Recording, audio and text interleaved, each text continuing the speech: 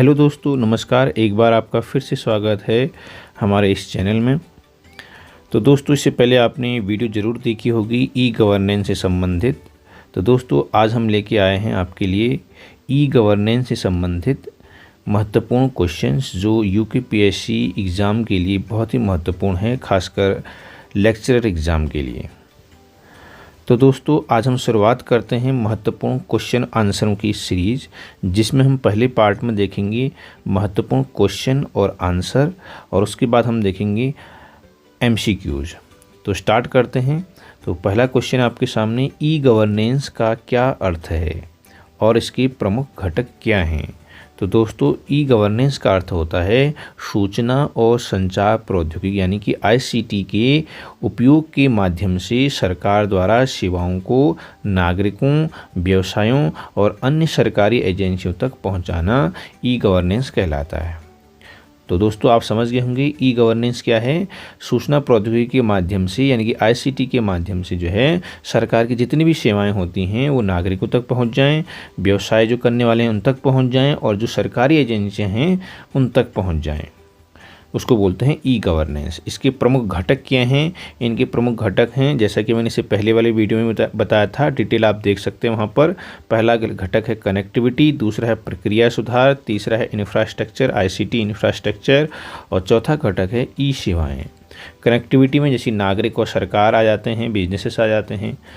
प्रक्रिया में आ जाता है कि प्रशासनिक प्रक्रियाओं का सरलीकरण करना। आईसीटी इंफ्रास्ट्रक्चर के अंतर्गत हार्डवेयर सॉफ्टवेयर आ जाते हैं, और ई सेवाओं के अंतर्गत जो हैं ई ग्राम आ जाते हैं, ऑनलाइन सेवाएं जितनी भी हैं वो आ जाती हैं।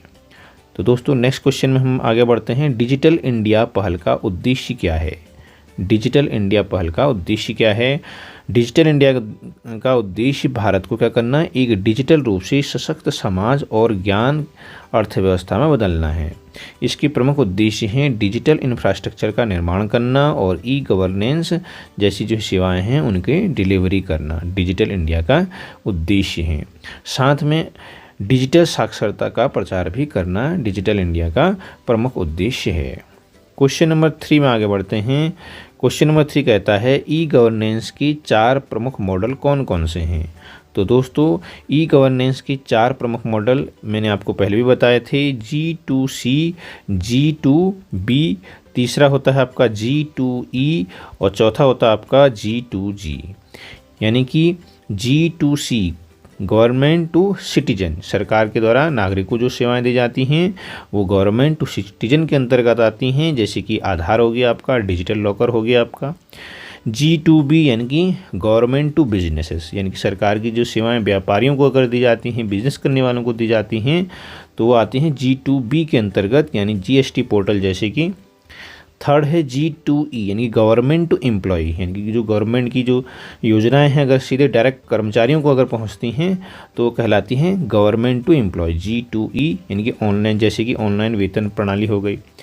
लास्ट है G2G यानी कि गवर्नमेंट टू गवर्नमेंट, यानी कि सरकारी विभागों के बीच अगर आपस में संपर्क रहता है, आदान प्रदान रहता है सूचनाओं का, तो वो कहलाता है G2G यानी गवर्नमेंट टू गवर्नमेंट।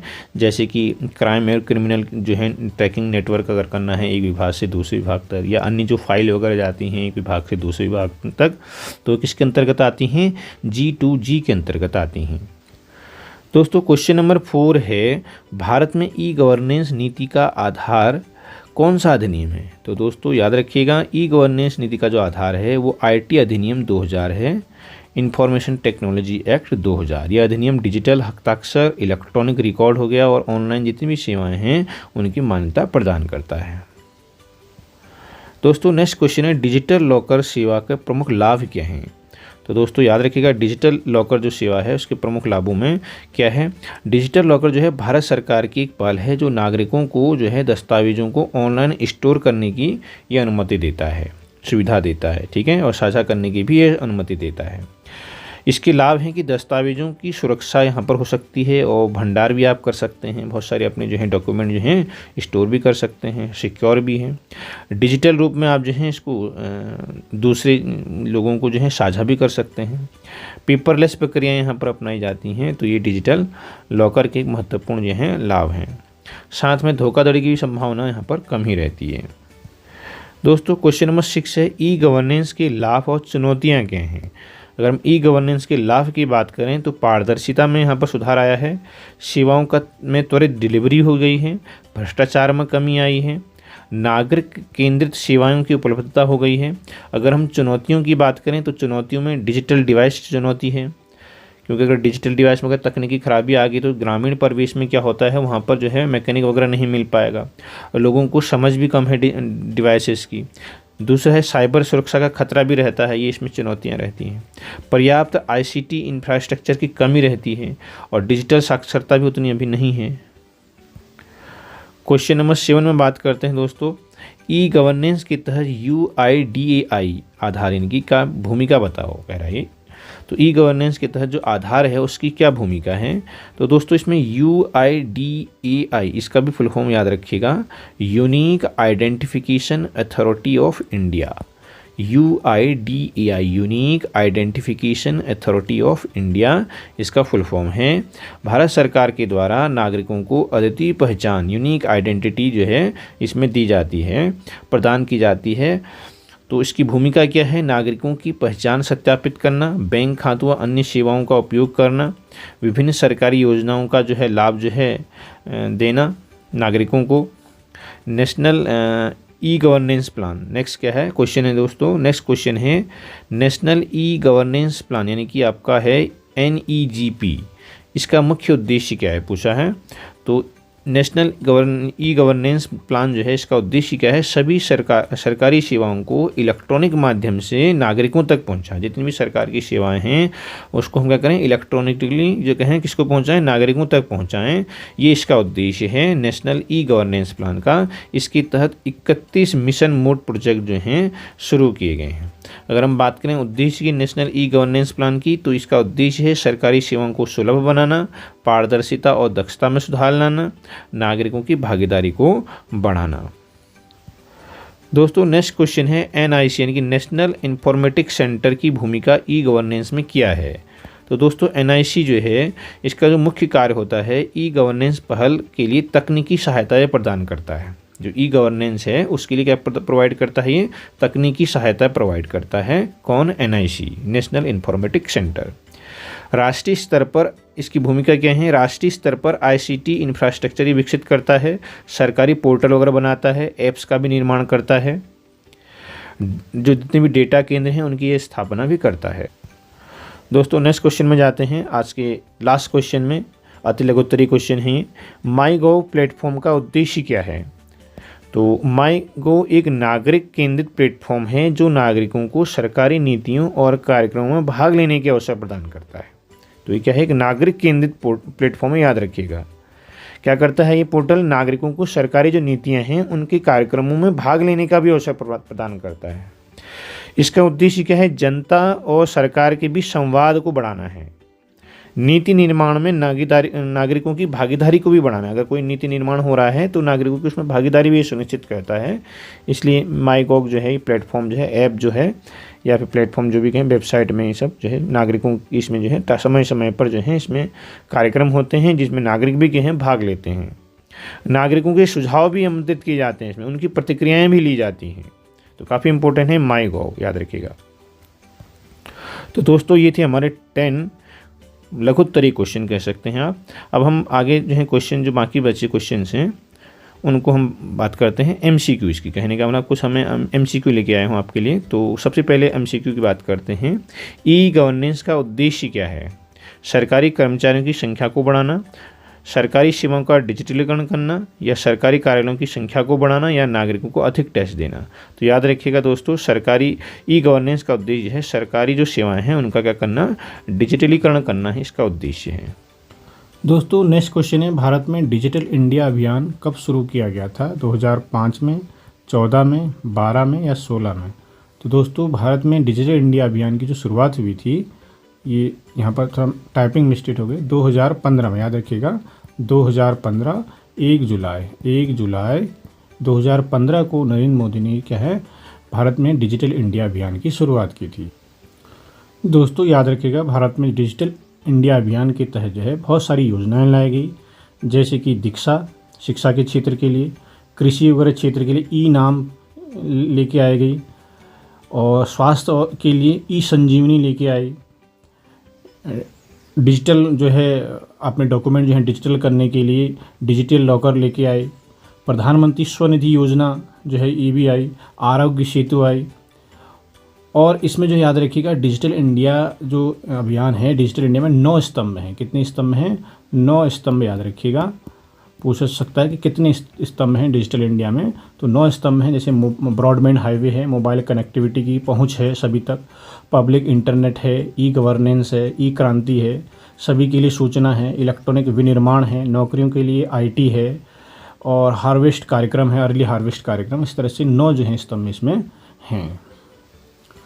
दोस्तों डिजिटल इंडिया अभियान के तहत ही हम जो है आज यूपीआई जो है ऑनलाइन जो पेमेंट है उसका लेन देन भी कर सकते हैं। यूपीआई का फुल फॉर्म भी याद रखिएगा, एकीकृत भुगतान इंटरफेस, यूनिफाइड पेमेंट इंटरफेस, इसका जो है फुल फॉर्म याद रखिएगा। क्वेश्चन नंबर 3 है, आधार परियोजना का मुख्य उद्देश्य क्या है? दोस्तों, सभी नागरिकों को एकल पहचान प्रदान करना, केवल सरकारी कर्मचारियों के लिए पहचान प्रदान करना, या गरीबों को एकल पहचान प्रदान करना, या केवल नागरिकों और वित्तीय सहायता प्रदान करना? तो दोस्तों आधार परियोजना का जो उद्देश्य है सभी नागरिकों को एकल पहचान प्रदान करना है। दोस्तों नेक्स्ट क्वेश्चन है, स्वच्छ भारत मिशन के तहत कौन सी प्रमुख सेवाएं जो हैं प्रदान की जाती हैं? तो दोस्तों याद रखिएगा शौचालय निर्माण और स्वच्छता जो है ये प्रमुख सेवाएं जो हैं स्वच्छ भारत मिशन के अंतर्गत दी जाती हैं। नेक्स्ट क्वेश्चन है, भारत नेट योजना का उद्देश्य क्या है? इंपॉर्टेंट है, भारत नेट योजना याद रखिएगा, इंटरनेट कनेक्टिविटी को बढ़ाना, मोबाइल फ़ोन की सेवाओं को बढ़ाना, या सरकारी कर्मचारियों की शिक्षा या उच्च शिक्षण संस्थाओं का विकास करना? तो दोस्तों याद रखिएगा भारत नेट योजना जो है इसका जो मुख्य उद्देश्य है इंटरनेट कनेक्टिविटी को बढ़ावा देना, खासकर ग्रामीण क्षेत्रों में। तो इंटरनेट कनेक्टिविटी को बढ़ावा देना जो है भारत नेट योजना का मुख्य उद्देश्य है। क्वेश्चन नंबर 6 है, माई गोव पोर्टल का उद्देश्य क्या है? सरकारी कर्मचारियों के लिए नौकरी का अवसर देना, नागरिकों से सरकार की योजनाओं के बारे में सुझाव प्राप्त करना, ग्रामीण क्षेत्रों में शिक्षा प्रदान करना, या सिर्फ वित्तीय सेवाएं प्रदान करना? तो दोस्तों याद रखिएगा माई गोव जो पोर्टल है उसका मुख्य उद्देश्य है नागरिकों से सरकार की योजनाओं के बारे में सुझाव प्राप्त करना। दोस्तों क्वेश्चन नंबर 7 है, ई गवर्नेंस के किस मॉडल को गवर्नमेंट टू सिटीजन यानी कि G2C कहा जाता है? सरकार से नागरिकों तक की सेवाओं को, या नागरिकों से सरकार की सेवाओं को, या सरकार से व्यापारियों तक की सेवाओं को, या व्यापारियों से नागरिकों तक की सेवाओं को? तो याद रखिएगा G2G यानी कि गवर्नमेंट टू सिटीजन यानी कि सरकार से नागरिकों तक की सेवाओं को G2C के अंतर्गत गिना जाता है। दोस्तों क्वेश्चन नंबर 8 है, ई गवर्नेंस के अंतर्गत CSC का पूरा नाम क्या है? तो दोस्तों जो CSC है उसका जो फुल फॉर्म है वो क्या है? Common service centre. याद रखिएगा कॉमन सर्विस सेंटर जो है CSC का जो फुल फॉर्म है कॉमन सर्विस सेंटर है। दोस्तों क्वेश्चन नंबर 9 है, डिजिटल इंडिया के तहत जो है योजना के तहत नागरिकों को डिजिटल साक्षर बनाना है उद्देश्य रहा है। डिजिटल इंडिया के तहत किस योजना का उद्देश्य जो है नागरिकों को डिजिटल साक्षर बनाना है? क्वेश्चन क्या है, जो डिजिटल इंडिया प्रोग्राम है 2014-15 में लॉन्च हुआ था, इसके तहत ये पूछ रहा है कौन सी ऐसी योजना है जिसका उद्देश्य जो है नागरिकों को डिजिटल साक्षर बनाना है? तो क्या वो डिजिटल इंडिया अभियान है, या स्वच्छ भारत मिशन है, या प्रधानमंत्री जनधन योजना है, या सूचना प्रौद्योगिकी अधिनियम है? तो याद रखिएगा डिजिटल इंडिया के तहत जो है डिजिटल इंडिया अभियान जो है इसका उद्देश्य नागरिकों को डिजिटल साक्षर बनाना है। क्वेश्चन नंबर 10 है, राष्ट्रीय सूचना विज्ञान केंद्र यानी कि NIC का मुख्य उद्देश्य क्या है? तो केवल सरकारी कर्मचारियों को सूचना प्रदान करना, या सरकार के लिए ICT सेवाएं और इंफ्रास्ट्रक्चर प्रदान करना, नागरिकों को शिक्षा प्रदान करना, या फिर व्यापारियों को डेटा सेवाएं प्रदान करना? तो दोस्तों याद रखिएगा राष्ट्रीय सूचना विज्ञान केंद्र यानी कि NIC का जो मुख्य उद्देश्य है वो है सरकार के लिए ICT सेवाओं की और इंफ्रास्ट्रक्चर की सुविधाएँ प्रदान करना है। क्वेश्चन नंबर 11 है, भारत में ई कोड प्रणाली का उद्देश्य क्या है? अदालतों में सुनवाई को डिजिटल बनाना, सभी अदालतों को बंद करना, सिर्फ न्यायाधीशों के लिए इलेक्ट्रॉनिक प्रणाली बनाना, या सिर्फ नागरिकों को अदालत में प्रवेश प्रदान करना? तो दोस्तों ई कोड जो है वो किस लिए है? अदालतों में सुनवाई को डिजिटल बनाने के लिए है, यानी कि डिजिटली जो है अदालत की जो सुनवाई है वो हो सकती है, आपको जो है अदालत जाने की भी ज़रूरत नहीं पड़ती है इसमें। तो काफ़ी महत्वपूर्ण जो है ये प्रश्न है ई कोड। क्वेश्चन नंबर आपका 12 है इंटीग्रेटेड चाइल्ड डेवलपमेंट सर्विसेज, याद रखिएगा ICDS योजना के तहत किस प्रकार की सेवाएं दी जाती हैं। Integrated child development services ICDS, याद रखिएगा इसका फुल फॉर्म। इसके अंतर्गत क्या स्वास्थ्य सेवाएं दी जाती हैं, या शिक्षा सेवाएं दी जाती हैं, या पोषण और स्वास्थ्य सेवाएं दी जाती हैं, या सिर्फ शिक्षा सेवाएं दी जाती हैं। तो दोस्तों याद रखिएगा ICDS यानी कि इंटीग्रेटेड चाइल्ड डेवलपमेंट सर्विसेज के अंतर्गत पोषण और स्वास्थ्य दोनों सेवाएं जो हैं दी जाती हैं। क्वेश्चन नंबर 13 है स्वागत पोर्टल की शुरुआत किस राज्य ने की थी। गुजरात ने, महाराष्ट्र ने, उत्तर प्रदेश ने, राजस्थान ने। तो दोस्तों याद रखिए स्वागत जो पोर्टल है वो गुजरात सरकार ने प्रारंभ किया था। क्वेश्चन नंबर 14 है प्रधानमंत्री जन धन योजना का मुख्य उद्देश्य क्या है। सभी नागरिकों को मुफ्त स्वास्थ्य सेवाएं देना, या सभी नागरिकों के बैंक खाते खोलना, या सभी नागरिकों को मुफ्त शिक्षा देना, या मुफ्त राशन देना। तो याद रखिएगा सभी नागरिकों के लिए बैंक खाता खोलना जो है प्रधानमंत्री जन धन योजना का मुख्य उद्देश्य रहा है। क्वेश्चन नंबर 15 है भारत में ई गवर्नेंस नीति का आधार कौन सा अधिनियम है। IT अधिनियम 2000, या सूचना अधिनियम 1991, या डिजिटल इंडिया अधिनियम 2014, या सूचना प्रौद्योगिकी अधिनियम 2005। तो दोस्तों याद रखिएगा ई गवर्नेंस जो नीति है उसका जो आधार है वो है IT अधिनियम 2000। दोस्तों क्वेश्चन नंबर 16 है भारत में नेशनल ई गवर्नेंस प्लान का उद्देश्य क्या है। सरकारी कर्मचारियों की संख्या को बढ़ाना, सरकारी सेवाओं को नागरिकों तक डिजिटल माध्यम से पहुंचाना, नागरिकों को टैक्स की जानकारी प्रदान करना, या सरकारी विभागों को बंद करना। तो नेशनल ई गवर्नेंस प्लान यानी कि NEGP का जो उद्देश्य है वो सरकारी सेवाओं को जो है नागरिकों तक डिजिटल माध्यम से पहुंचाना ही उद्देश्य है नेशनल ई गवर्नेंस प्लान का। दोस्तों क्वेश्चन नंबर 17 है डिजिटल इंडिया अभियान के तहत किस योजना का उद्देश्य सरकारी सेवाओं को डिजिटलीकरण करना है। आधार को, ई गवर्नेंस को, स्वच्छ भारत को, या प्रधानमंत्री जन धन योजना को। तो डिजिटल इंडिया जो अभियान है इसके तहत जो है आपका ई गवर्नेंस को क्या करना है, डिजिटलीकरण करना होता है। दोस्तों क्वेश्चन नंबर 18 है भारत नेट योजना का प्रमुख उद्देश्य क्या है।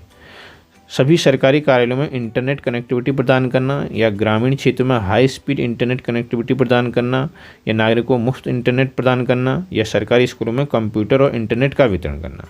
तो दोस्तों याद रखिएगा भारत नेट योजना जो है इसका मुख्य उद्देश्य जो है ग्रामीण क्षेत्रों में हाई स्पीड इंटरनेट और कनेक्टिविटी प्रदान करना है। क्वेश्चन नंबर 19 है आधार कार्ड को किसके साथ लिंक किया जाता है। मोबाइल नंबर के साथ, बैंक खाते के साथ, पासपोर्ट के साथ, या सभी के साथ। तो दोस्तों सभी के साथ जो है ये आधार कार्ड को लिंक किया जाता है। क्वेश्चन नंबर है 20 भारत में ई कोर्ट प्रणाली का उद्देश्य क्या है। अदालत में प्रक्रियाओं को सुगम बनाना, बंद करना अदालतों को, या न्यायिक निर्णयों को अदृश्य करना, या अदालतों में वकीलों की संख्या बढ़ाना। तो ई कोर्ट जो प्रणाली है उसका मुख्य उद्देश्य जो है अदालतों में जो प्रक्रियाएं होती हैं, अदालती क्रियाएं जो होती हैं, कामकाज जो होते हैं उनको क्या करना, सुगम बनाना जो है ई कोर्ट प्रणाली का उद्देश्य है। दोस्तों नेक्स्ट क्वेश्चन है 21 माईगोव पोर्टल का क्या कार्य है। सरकारी योजनाओं की जानकारी देना, नागरिकों से सरकार की योजनाओं पर प्रतिक्रिया लेना, डिजिटल भुगतान सुविधा प्रदान करना, या केवल सरकारी कर्मचारियों के लिए योजना बनाना। तो दोस्तों माईगोव जो है पोर्टल इसका जो मुख्य कार्य है वो क्या है, नागरिकों से सरकार की योजनाओं पर प्रतिक्रिया लेना। जो भी सरकार योजनाएं बनाती है उसमें जो सरकार जो होती है उस पोर्टल के माध्यम से प्रतिक्रिया भी लेती है और नागरिकों की भागीदारी भी बढ़ाती है जिस कारण। क्वेश्चन नंबर 22 है ई गवर्नेंस में G2G का अर्थ क्या है। तो दोस्तों याद रखिएगा G2G का अर्थ होता है government to government. Next question है डिजिटल इंडिया का उद्देश्य क्या है। भारत में डिजिटल साक्षरता को बढ़ाना, भारत में डिजिटल रूप से सशक्त करना भारत को, या भारत में इंटरनेट कनेक्टिविटी को सुधारना, या फिर सभी। तो दोस्तों याद रखिएगा डिजिटल साक्षरता को भी ये बढ़ाता है डिजिटल इंडिया, और डिजिटल रूप से सशक्त भी बनाया जा सकता है भारत को इससे, और भारत में इंटरनेट जो कनेक्टिविटी है उसको भी सुधारना जो है डिजिटल इंडिया का उद्देश्य रहा है। दोस्तों नेक्स्ट क्वेश्चन है 24 ई गवर्नेंस के तहत ई डिस्ट्रिक्ट योजना का उद्देश्य क्या है। नागरिकों को शिक्षा की सुविधा प्रदान करना, या नागरिकों को सरकारी सेवाओं का ऑनलाइन वितरण करना, सरकारी कर्मचारियों की संख्या बढ़ाना, या केवल IT सेवाओं का वितरण करना। तो दोस्तों ई डिस्ट्रिक्ट योजना के तहत नागरिकों को सरकारी सेवाओं का ऑनलाइन वितरण करना होता है, यानी option number B. Question number 25 है दोस्तों भारत में ई गवर्नेंस की शुरुआत कब हुई थी। तो दोस्तों याद सन 2000 से जो है ई गवर्नेंस की शुरुआत हुई थी भारत में।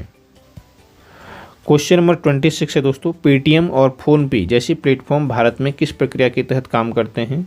बायोमेट्रिक प्रमाणन, ऑनलाइन बैंकिंग, डिजिटल भुगतान या क्लाउड सेवा? तो दोस्तों पेटीएम और फ़ोनपे जैसे या गूगल पे जैसे जो प्लेटफॉर्म हैं वो क्या करते हैं? डिजिटल भुगतान की प्रक्रिया में काम करते हैं। क्वेश्चन नंबर 27 है दोस्तों, ई गवर्नेंस के अंतर्गत राष्ट्रीय पोर्टल जो है उसका उद्देश्य पूछ रहा है, क्या है? नागरिकों को ऑनलाइन सेवाएं प्रदान करना, सरकारी कर्मचारियों के लिए सुविधाएं प्रदान करना, नागरिकों से ट्रैफिक जुर्माना वसूलना या टैक्स भुगतान को ऑनलाइन करना। तो राष्ट्रीय पोर्टल का जो उद्देश्य है वो क्या है? नागरिकों को ऑनलाइन सेवा प्रदान करना है।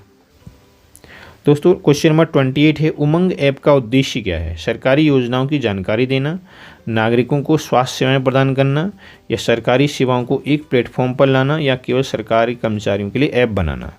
तो उमंग ऐप का जो उद्देश्य है दोस्तों याद रखिएगा, जितने भी ऐप हैं उनको एक ही प्लेटफॉर्म पर लेके आना, यानी कि सरकारी सेवाओं को एक प्लेटफॉर्म पर लाना, यानी कि ऑप्शन नंबर सी ही इसका आंसर है। दोस्तों क्वेश्चन नंबर 29 है, फिनटेक। फिनटेक का मतलब क्या है? सरकार से वित्तीय सहायता प्राप्त करना या वित्तीय सेवाओं के लिए टेक्नोलॉजी का उपयोग करना। तीसरा है वित्तीय संस्थाओं का डिजिटलीकरण करना या केवल बैंकिंग सेवाओं में सुधार करना। तो दोस्तों फिनटेक का जो मतलब है वो है वित्तीय सेवाओं के लिए टेक्नोलॉजी का उपयोग करना। तो दोस्तों आज का अंतिम क्वेश्चन है 30 और वैसे ही 40 क्वेश्चन हैं। 10 हमने लेके आए थे लघुत्तरी प्रश्न और ये 30 नंबर का है आपका अति लघुत्तरी यानी कि आपका MCQ। तो लास्ट MCQ है आज का, भारत में ई गवर्नेंस का पहला महत्वपूर्ण पहल कौन सी थी? तो डिजिटल इंडिया थी पहली महत्वपूर्ण पहल, या फिर राष्ट्रीय ई गवर्नेंस योजना थी, या आधार थी, या भारत नेट थी? तो दोस्तों याद रखिएगा, भारत में ई गवर्नेंस का जो पहला महत्वपूर्ण जो पहल थी, पहली जो महत्वपूर्ण पहल थी वो क्या थी? राष्ट्रीय ई गवर्नेंस योजना, यानी कि NEGP, फुल फॉर्म भी याद रखिएगा, नेशनल ई गवर्नेंस प्रोग्राम, राष्ट्रीय ई गवर्नेंस योजना। तो दोस्तों ये थे आज के टॉप 30 MCQ और उससे पहले मैंने आपको बताए थे महत्वपूर्ण 10 लघुत्तरी क्वेश्चन भी। तो आशा करता हूँ आपको ये पसंद आया होगा। अगर पसंद आया है तो लाइक ज़रूर कीजिएगा, अपने दोस्तों में शेयर भी ज़रूर कीजिएगा, और अगर आप सब्सक्राइब नहीं किया है चैनल को तो सब्सक्राइब भी कीजिएगा। धन्यवाद, मिलते हैं फिर एक नेक्स्ट वीडियो में।